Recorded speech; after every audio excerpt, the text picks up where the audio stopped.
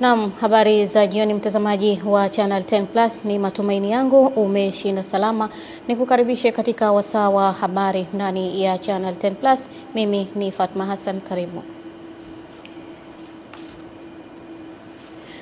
Makamu wa Rais wa Jamhuri ya Muungano wa Tanzania Dr. Emmanuel Nchimbi amewasili Songea mkoani Ruvuma, ambapo anatarajiwa kuwa mgeni rasmi katika kilele cha tamasha la kumbukizi ya miaka 120 ya mashujaa wa vita vya Majimaji itakayofanyika hapo kesho Februari 27 katika viwanja vya makumbusho ya Majimaji Songea.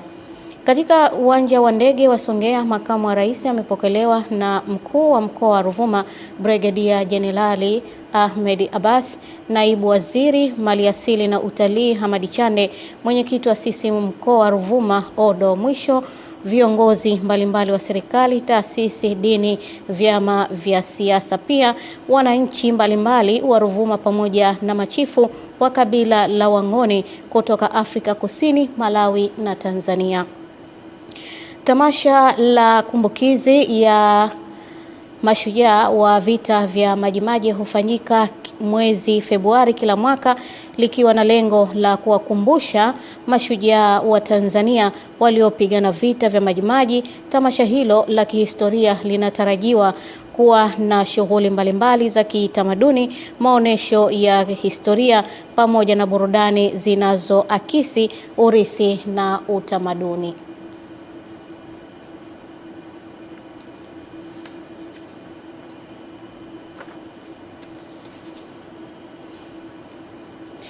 Serikali imewataka watendaji katika ngazi za mamlaka ya serikali za mitaa kutatua changamoto zilizopo ili mpango wa programu ya kusoma, kuhesabu na kuandika yaani KKK iweze kutekelezeka vizuri. Kutoka Dodoma, mwandishi wetu Roda Simba ana taarifa kamili. Maelekezo hayo yametolewa jijini Dodoma na mkurugenzi wa elimu msingi kutoka Wizara ya Elimu, Sayansi na Teknolojia Bwana Abdallah Maulidi kwa niaba ya naibu katibu mkuu wa wizara hiyo katika mkutano wa programu ya elimu ya awali mkoa wa Dodoma. Sisi tuliokutana hapa ndio tutasababisha ama tutafanya maelekezo ya Mheshimiwa Rais kwenye mkakati wa KK, na hawa watoto watakayekuja tutawafanya tuwe na nchi iliyofanya nini, iliyoendelea. Tuna mpango mkakati wa kisayansi wa kujenga mahiri wa K3 ambao umezinduliwa hivi karibuni. Tuna dira yetu ya mwaka 2050 yote yakijikita kwenye ushahidi wa kisayansi. Kwa upande wao, Richard Makota, kaimu mkurugenzi elimu TAMISEMI, pamoja na Ephraim Simbei, mkurugenzi udhibiti ubora kutoka Wizara ya Elimu, wanatoa wito kwa wanaosimamia programu hiyo ya kusoma, kuandika na kuhesabu. Tunatoa wito kwa wote tunaosimamia eneo hili kwa kushirikiana na CIC Children in Crossfire, kwa kuanzia afisa elimu mkoa, maafisa elimu wako na watendaji wote kusimamia na kufuata maelekezo ya usimamizi wa shughuli hizi ipasavyo ili mafanikio yaweze kuonekana. Kama mdhibiti ubora wa shule, najua elimu haina compromise. Hatuwezi kukaa kukubaliana swala la mafanikio ya mwanafunzi. Kutoka Dodoma, Roda Simba, Channel 10.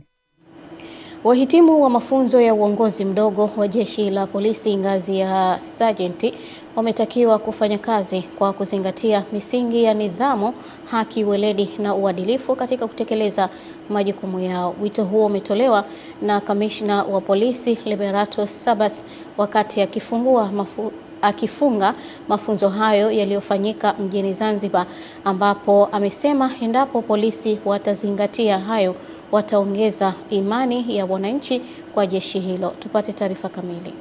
Ni wahitimu wa mafunzo ya uongozi mdogo ngazi ya Sergeant nambari 1 2025-2026 wakihitimisha mafunzo hayo katika viwanja vya chuo cha polisi Zanzibar. Akifunga mafunzo hayo, Kamishna wa Fedha na Logistics kwa Jeshi la Polisi Tanzania CP Liberatus Sabas Materu anawataka wahitimu kufanya kazi kwa weledi kwa kuzingatia majukumu yao, kuhakikisha mnaenda kusimamia nidhamu ya askari walio chini yenu na kuwasaidia viongozi wenu katika usimamizi wa majukumu ya kazi. 4. kuendeleza mafunzo ya ukakamavu ili kujenga uwezo wa utayari katika kuhudumia jamii kwenye masuala ya kiusalama na pia kuimarisha afya zetu, kuweka mikakati ya kupunguza ajali za barabarani ambazo zinaathiri maisha ya wananchi na uharibifu wa vyombo vya moto. Aidha, CP Liberatus amesema ni wajibu wa wahitimu hao kuhakikisha wanafanya kazi kwa kuendana na mabadiliko ya sayansi na teknolojia ya dunia kwa sasa. Siku hizi uhalifu unafanyika kwenye mitandao, kwenye mifumo ya mitandao. Kwa hiyo niliposikia kwamba moja ya mambo mliofundisha ni pamoja na haya, naona kwamba sasa kweli tunakwenda kisayansi. Dunia imebadilika. Mkuu wa chuo cha polisi akitoa tathmini ya mafunzo, Moses Nehemia amesema wahitimu hao wameiva kimafunzo na wapo tayari kutekeleza majukumu yao. Licha wanafunzi hao kufundishwa masomo ya darasani, vile vile wamefundishwa masomo mbalimbali katika medani za kivita, yakiwemo ya weapon handling, udhibiti wa silaha. Mafunzo haya yameongeza utaalamu, ujasiri, kujiamini, nidhamu na ukakamavu.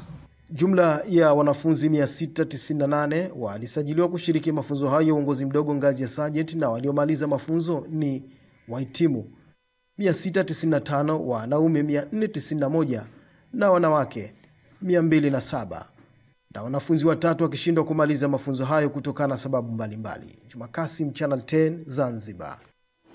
Waziri wa mambo ya nje wa Marekani Marco Rubio amesema Irani inaendelea kutengeneza makombora ya masafa marefu yanayoweza kusafiri hadi Marekani, huku akielezea mpango huo kama tishio lisilovumilika. Kauli hiyo imekuja kabla ya duru nyingine ya mazungumzo yasiyo ya moja kwa moja kati ya Marekani na Irani mjini Geneva, ambayo Oman ndiyo mpatanishi wakitarajia kujikita zaidi katika mpango wa nyuklia wa Irani unaobishaniwa. Rubio amesema diplomasia bado ni chaguo, akisisitiza kuwa Rais Donald Trump anapendelea suluhisho la mazungumzo, akionya kukataa kwa Irani kujadili mpango wake wa makombora ya balistiki kunasalia kuwa tatizo kubwa katika kufikia makubaliano.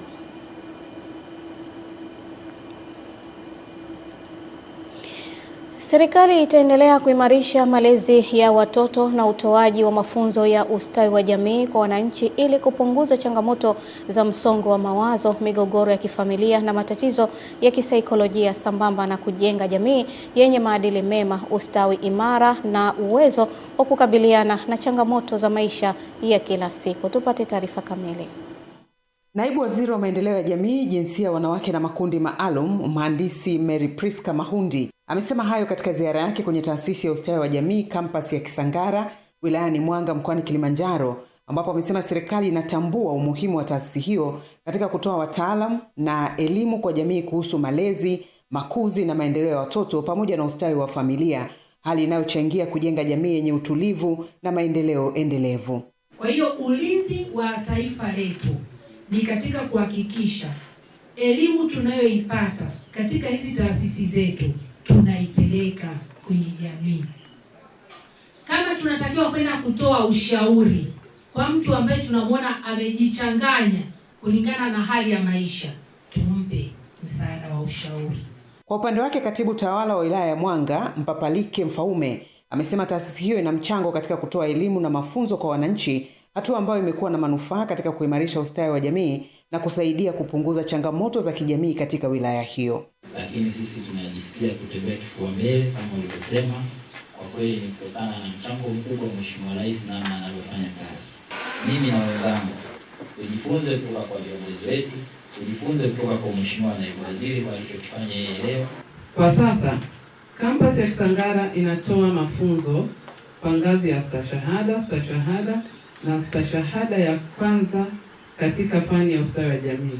Yaani kwa mazoea tumesema cheti, diploma na bachelor degree. Ziara hiyo ni sehemu ya jitihada za serikali za kuimarisha taasisi zake na kuhakikisha zinaendelea kutoa mchango katika kukuza ustawi wa jamii, malezi bora ya watoto na afya ya akili, ikiwa ni pamoja na kuhakikisha wananchi wanapata elimu na huduma zinazowawezesha kuishi maisha yenye ustawi na tija. Dorcas Ramos, Channel 10. Baraza la Usalama la Umoja wa Mataifa limewawekea vikwazo kwa makamanda 4 wa kikosi cha wanamgambo cha Sudan Rapid Support Force kwa tuhuma za kuhusika na ukatili dhidi ya raia katika mji wa Darfur Kaskazini. Lulu Ali anatuelezea zaidi. Maafisa wa Umoja wa Mataifa wanasema maelfu ya raia wameuawa wakati RSF ilipoteka mji wa Al-Fashir Oktoba 26 baada ya kuzingira kwa miezi 18, na asilimia 40 tu ya wakazi 260,000 walioweza kukimbia, huku hatima ya wengine wengi ikiwa haijulikani. Miongoni mwa waliowekewa vikwazo ni naibu wa makamanda wa RSF Abdul Rahim Hamdan Dagalo na Lieutenant Generali Gedo Hamdan Ahmed pamoja na Brigadier Generali Al-Fatih Abdullah Idris anajulikana kama Abu Lulu. RSF iliundwa mwaka 2013 kutoka kundi la Janjaweed.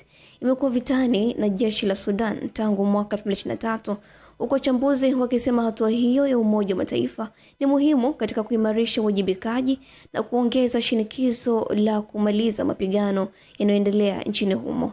Lulu Ali, Channel 10+. Wananchi wilayani Kiteto kwa kata za Bwawani na Kaloleni wameishukuru serikali kwa ujenzi wa shule mpya 2 kwenye maeneo yao ambazo zimelenga kupunguza msongamano katika shule ya msingi Kaloleni na Bwawani ambazo zimeelemewa na wingi wa wanafunzi na kusababisha kusuasua kwa uelewa wa watoto. Elia Kimani anaarifu zaidi. Wananchi hao wameeleza kuwa ujenzi wa shule hizi si tu kusaidia msongamano kwenye shule hizo, bali pia zinaongeza usalama kwa watoto ambao wamekuwa wakitoka mbali kufuata huduma ya elimu zilipo shule mama hizo. Kwa kweli tunaishukuru sana serikali. Serikali imetuletea shule. Sasa hivi tunayo amani kwamba wajukuu zangu wataenda shuleni salama na kurudi salama. Akieleza kuhusu utekelezaji wa miradi hiyo ambayo imegharimu zaidi ya milioni 661.7, mkuu wa divisheni ya elimu ya awali na msingi wilaya Kiteto Elizabeth Mlaponi amesema awali walimu walishindwa kutekeleza majukumu yao kikamilifu kufuatia msongamano kwenye shule hizo. Kwa mfano shule ya msingi Bwawani ilikuwa na jumla ya wanafunzi 1400 na shule ya msingi Kaloleni ina jumla ya wanafunzi 1500. Kwa hiyo utaona kwenye vyumba vya madarasa watoto wanarundikana sana kiasi kwamba hata namna ya ufundishaji inakuwa mgumu. Utakuta darasa moja au mkondo mmoja una wanafunzi zaidi ya 90, jambo ambalo katika tendo la ujifunzaji ni ngumu sana kwa mwalimu lakini pia kwa mwanafunzi. Kutoka wilaya Kiteto mkoani Manyara, mimi ni Elia Kimani, Channel 10. Msimu wa kilimo umeanza katika maeneo mbalimbali nchini, huku wananchi wakianza kunufaika na mbegu za ruzuku zilizothibitishwa ubora na taasisi ya kudhibiti ubora wa mbegu Tanzania TOSCI. Tupate taarifa kamili. Maafisa wa taasisi hiyo kanda ya kaskazini wameendelea na ukaguzi wa maduka yanayouza mbegu wilayani Karatu mkoani Arusha ili kukagua utekelezaji wa mpango wa ruzuku ya mbegu na ubora wa mbegu zinazouzwa. Wanaonekana wanahudumiwa mbegu, na sisi wataalamu tumekagua Karatu. Wafanyabiashara wote wa mbegu wanatumia mfumo wa ruzuku vizuri, na wakulima wameitikia vizuri katika kununua mbegu za ruzuku.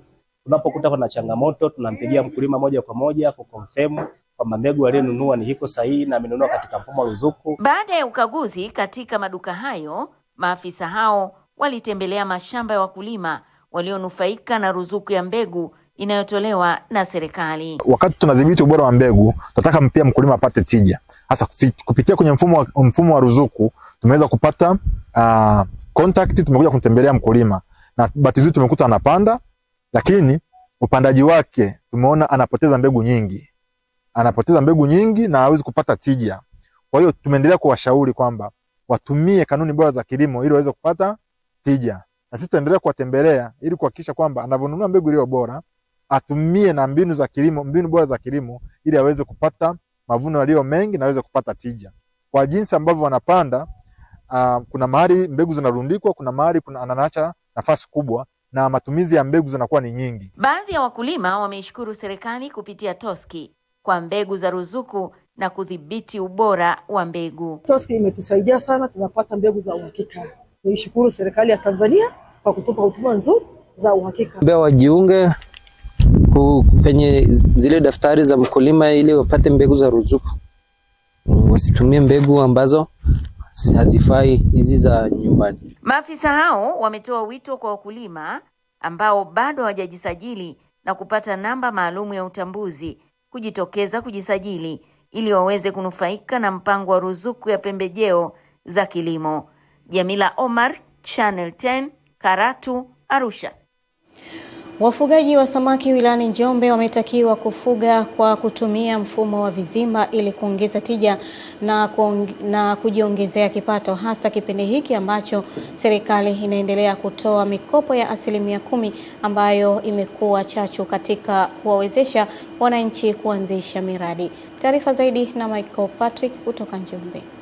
Akizungumza wakati wa ziara ya kukagua kikundi cha wafugaji wa samaki wanaotumia vizimba katika kitongoji cha Lukuyusi, kata ya Lupingu, wilayani Ludewa, Thomas amesema mikopo ya 10% inayotolewa na halmashauri imekuwa chachu ya kuwawezesha wananchi kuanzisha miradi ya uzalishaji mali. Naleta tija kwa uchumi wetu.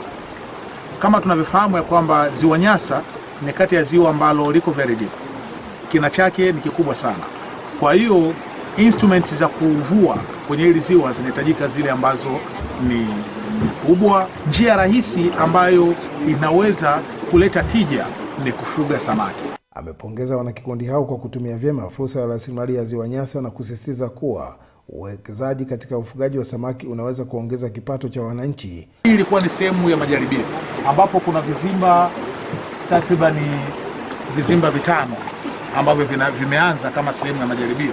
Kwa upande wake, mkuu wa idara ya maendeleo ya jamii wa halmashauri ya wilaya Ludewa, Franco Mwanyansani, amewahimiza wananchi hususan wanawake, vijana na watu wenye ulemavu kujitokeza kwa wingi kuchangamkia mikopo ya 10%. Nawataka wananchi wote, hasa wanawake na vijana na walemavu kuja kuomba hii fursa ya kukopa mikopo ili waweze kuwekeza kwenye ufugaji wa samaki. Kwa ujumla, kulingana na uhamasishaji wa serikali kutuwezesha vijana, tunashukuru kwa ngazi ya wilaya kutuwezesha. Kutoka wilayani Ludewa mkoani Njombe, Michael Patrick, Channel 10. Watu 9 wameuawa katika shambulio la ndege isiyo na rubani mashariki mwa Jamhuri ya Kidemokrasia ya Kongo, shambulio ambalo limeua pia msemaji wa kijeshi wa waasi wa M23 Willy Ngoma. Eden Bahati anatuelezea zaidi.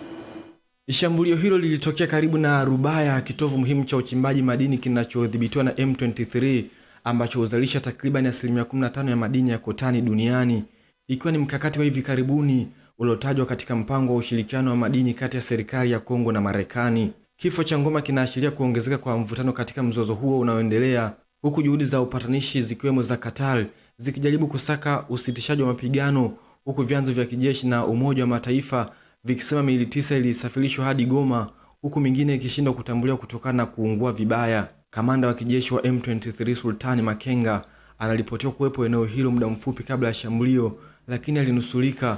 Wakati huo mapigano kati ya M23 wanadaiwa kuungwa mkono na Rwanda na jeshi la Kongo likisaidiwa na makundi ya wazalendo yanaendelea katika maeneo ya Kivu. Eden Bahati, Channel 10+. Mkuu wa wilaya ya Musoma Juma Chikoka ametangaza operesheni kabambe dhidi ya uwepo wa madanguro katika baadhi ya kata halmashauri ya wilaya Musoma mkoani Mara, huku akiwataka madiwani katika kata za Suguti, Kiriba, Bukima pamoja na Nyakatende kutoa ushirikiano kwa jeshi la polisi ili kuyabaini maeneo husika. Musa Makale anaripoti kutoka Mara. Chikoka anatoa kauli hiyo katika baraza la madiwani halmashauri ya wilaya Musoma mkoani Mara, ambapo amesema madangulo katika halmashauri hiyo hayana nafasi kwa sasa na hatua kali zitachukuliwa kuanzia sasa. Madanguro katika wilaya yetu ya Musoma hayana nafasi, na haya yapo baadhi ya kata: Kiriba, Bukima, Nyakatende, Suguti. Toeni ushirikiano kwa jeshi la polisi. Kauli hii ya mkuu wa wilaya inakuja kufuatia malalamiko ya baadhi ya madiwani, ambapo wamesema vitendo hivyo kwa sasa vimeongezeka, hususan katika maeneo ya Miaro pamoja na Migodi. Pia kuangalia katika senta kubwa, hasa sehemu za mabaa, watu wa aina hii wanaojiita madanguro, pia hata katika maeneo hayo wanapatikana kwa wingi. Hata tufanyeje ndugu zangu, tutakapokwenda hatuwawezi. Hili ni janga la ulimwengu. Pia katika hatua nyingine, swala la uvuvi haramu nalo likagusiwa, hususan uvuvi wa giza unaendelea kwa sasa, kwa unatajwa kuathiri kwa kiasi kikubwa hadi mazalia ya samaki. Miongoni mwa maeneo ambayo tumeazimia kwamba inabidi tuyavalie njuga katika namna ya kuyasimamia ili kupunguza kero hii ni pamoja na hili la uvuvi haramu. Na hata inapokuwa inafungwa giza, maana yake hao wanapokuwa wanaendelea na hili zoezi, wanapokuja kuanzisha ile giza, maana yake tayari moja kwa moja tunakuwa tumeathirika. Jina langu ni Musa Makari na hii ni Channel 10. Kamati ya siasa ya Chama cha Mapinduzi CCM wilaya ya Nyang'hwale mkoani Geita imeridhishwa na ujenzi wa mabweni matatu katika shule za sekondari Nyang'hwale na Nyogwa, ambapo miradi hiyo imegharimu zaidi ya shilingi milioni 400. Mwandishi wetu Mrisho Sadiki kutoka mkoani Geita anatujuza zaidi. Kamati hiyo ikiwa katika ziara ya ukaguzi wa miradi mbalimbali ya maendeleo wilayani humo imetembelea katika shule ya sekondari Nyang'hwale na kupokea taarifa ya ujenzi wa mabweni hayo. Ujenzi wa mabweni mawili kidato cha 5 na 6. Jina la mradi ni ujenzi wa mabweni mawili, fedha tengwa ni milioni 260, fedha tumika ni milioni 182,277,200. Mwenyekiti wa CCM wilaya Nyang'hwale Adam Tore amewapongeza wananchi pamoja na kamati usimamizi wa miradi hiyo kwa kusimamia vyema utekelezaji wake. Kwa kweli tunafurahi sana na kazi ambayo mliifanya, lakini kwa kuwa tayari kupokea huu mradi, mimi naamini kwamba mmeonyesha ushirikiano wa hali ya juu na ndio maana tumeweza kufikia hii hatua. Lakini sisi tu bali na wananchi ambao walio wengi tulioacha kule. Sisi tuko kwa niaba ya wengi, sisi ni wachache. Ishukuru kamati inayosimamia majengo haya. Wakiwepo wajumbe wako hapa, tuwashukuru sana. Wanasimamia vizuri, hakuna vitu ambavyo vinachakachuliwa, hakuna majengo ambayo yamejengwa chini ya kiwango. Baadhi ya wakazi wa wilaya hiyo wameeleza kuwa uwepo wa mabweni hayo utaondoa changamoto ya utoro na kuinua kiwango cha ufaulu. Uwepo kwa mabweni haya kwanza yanasaidia wanafunzi kupunguza utoro, kwa sababu mabweni haya yatawasaidia kwa ajili ya kulala katika hali ya usalama na usafi kabisa katika maendeleo ya masomo ambao watakuwa wanapata katika shule hii. Lakini nia yetu mtoto awe kwenye mazingira ya shule hadi atakapomaliza shule, kuliko mtoto anatoka nyumbani kila siku, inatia uvivu. Kutoka Nyang'hwale, mimi ni Mrisho Sadik. Asante Mrisho Sadiki kwa taarifa hiyo kutoka mkoani Geita, na inatupa nafasi pia kwenda kuzitazama habari za biashara na uchumi. Endelea kusalia nasi.